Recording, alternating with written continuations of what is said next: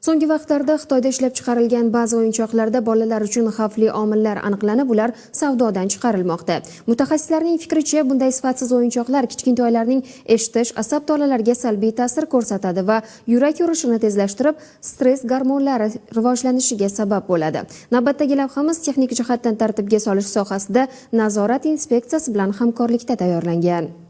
Yaqinda texnik jihatdan tartibga solish sohasidagi nazorat inspeksiyasi mutaxassislari tomonidan savdo nuqtalarida nazorat xaridlari amalga oshirilib, Xitoyda ishlab chiqarilgan musiqali o'yinchoq telefon va raqsga tushuvchi kaktus o'yinchoqlaridan namunalar olinib, laboratoriya sinovlari o'tkazilgan.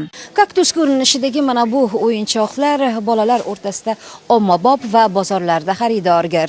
Ammo bugungi kunda aynan mana shu o'yinchoqni sotuvi taqiqlangan. Buning asosiy sababi mutaxassisdan so'raymiz. Bu bolalar o'yinchog'i sinov natijalariga ko'ra yosh bolalarning tovush tizimiga juda zararligi aniqlandi. Haqiqatan ham laboratoriyalarda o'tkazilgan sinovlarda ovoz chiqarish detsibel juda yuqori ekanligi va bu keyinchalik bizni yosh bolalarning eshitish qobiliyatiga juda katta ta'sir qilayotganligi aniqlandi. Chaqaloqlarning tishi chiqishida ko'p foydalaniladigan rezinali o'yinchoqlarning ham sifatsizlari aniqlandi.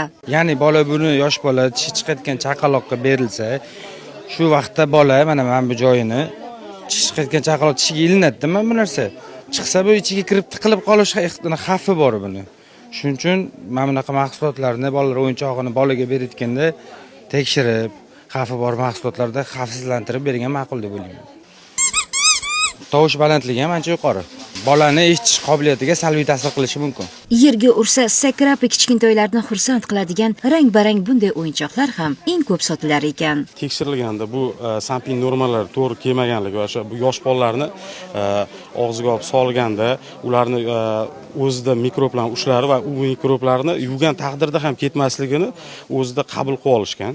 Shuning uchun bu yosh bolalarga juda zararli mahsulot va bu sinov natijalarida yaroqsiz bo'lib chiqqan.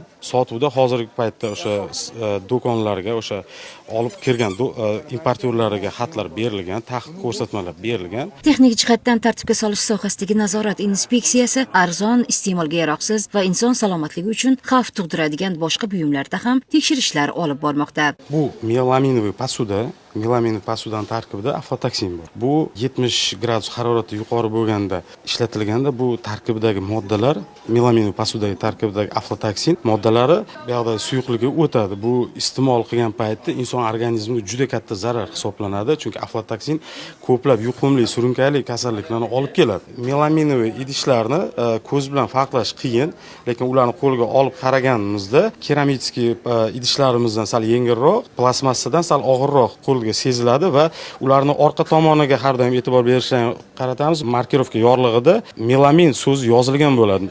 100% melamin. Bu hozirgi kunda davlat nazorati inspeksiyasi tomonidan nazorat xarid amalga oshirilgan, sinov laboratoriyalarga berilgan. Hozir sinov laboratoriya o'tgandan keyin taqiqlar qo'yiladi. 2026-yil nazorat xaridi davomida 31 mahsulotlarda nomuvofiqliklar aniqlangan. Shundan 12tasi o'yinchoq mahsulotlardir.